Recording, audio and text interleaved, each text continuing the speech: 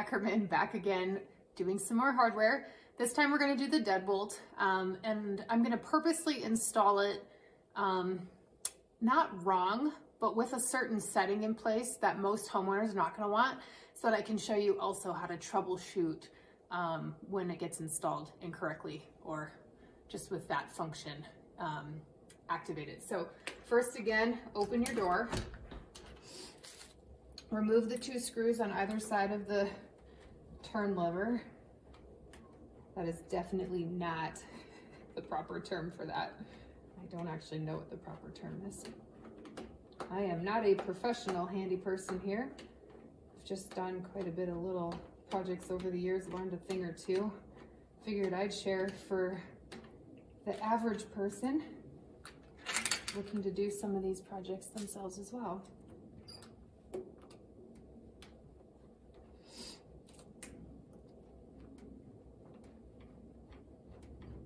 Not sure why you need such huge screws on this, but it is what it is. Okay, so that is off. I'm going to use this one last time to put that back in. We take the pieces apart. They sometimes stick because they've been on for a long time. Let's see if I can push it out. Woo! I'll pick that up later. Anyway, all I did was, if this is stuck to the outside because it's been here forever, it's hard to get traction. So I just used the handle of my screwdriver to push some pressure on that long skinny piece that was coming through to pop it off the other side. Next, we're going to take off this end plate. 2 small screws.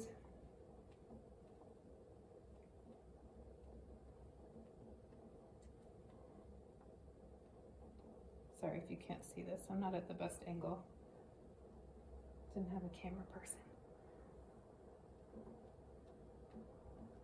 Just like in the last video, if this is stuck, just put your hand inside the hole and apply some pressure outward in order to pop this piece off too.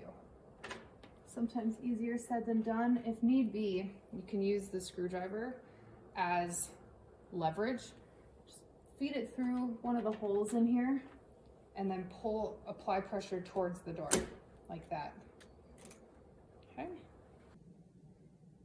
Okay, so now it's time to reassemble the new hardware in the door. Unlike the handle that we were looking at before, this piece is uniform left to right, so there isn't a way to tell from that part which way you should be inserting it. But what they do is stamp it, let's see which side. They stamp it with the word up right here on the metal, which tells you which direction should point up when you install it. So we just, with the up, that direction, we put it in here, 2 small screws to secure it.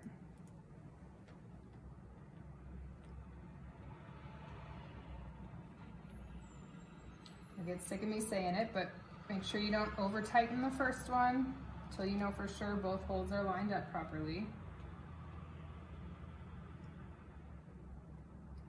If need be, you can put your hands inside here to play with this to make sure it's straight. That way you know it'll line up with the strike plate when the time comes. Then you can tighten it down. Next, you need to put a couple of pieces together. This is sort of the decorative housing. I'm sure there's a proper name for it. I don't know what that is. And then you have the actual lock component where the key goes in. So you're just going to take the lock, insert it in here, and then you'll notice that all of this metal hardware is kind of on the bottom half of the circle. And that's how you're going to want to insert it into the hole. So not this direction, but this direction. So I'm going to slide that in from the outside. Then you're going to take this component, the one that you actually turn to lock the door, and you want to make sure that the 2 holes here are on the left and right, and that this lever is pointed straight up and down, potentially slightly to the side away from the door jamb. So that direction, so that when you go to close it, it turns towards the lock or towards the door. It takes a little bit of lining up to get it just right. Let me get rid of one of these screws. Don't roll away. We just slide it on this long metal piece that came through from the other side. And then it takes a little bit to get the hardware or the screws lined up just right. Ah. There we go.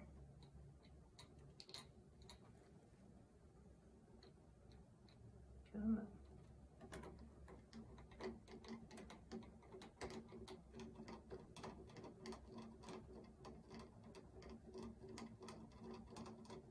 Almost there. And we have our second one.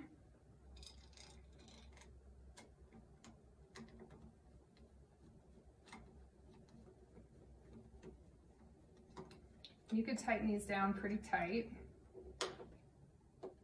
And then if you've installed it correctly, it should work. Now, I've purposely installed it wrong to show you how to troubleshoot if you didn't install it correctly. And you wouldn't have done it incorrectly by any fault of your own. It's just the fact that this is a universal lock. So it's meant to work on doors that close this way as well as doors that close the other way.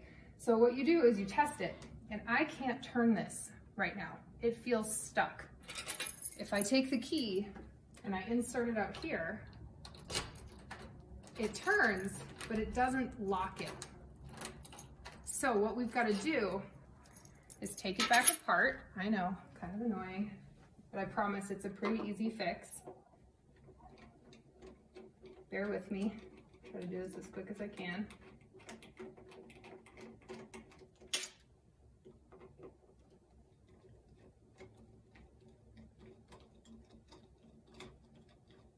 Hopefully the other piece doesn't fall off the back.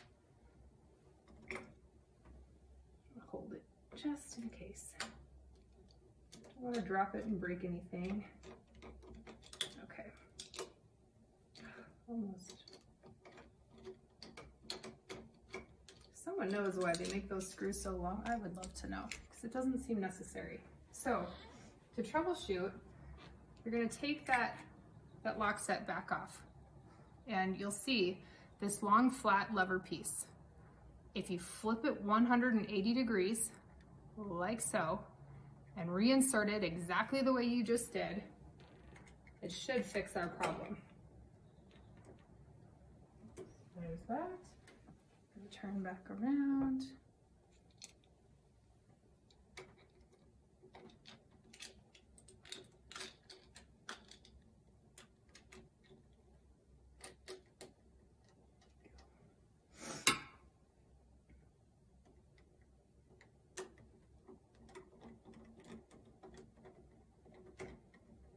Now, I'll spare you having to watch me screw the second one all the way in.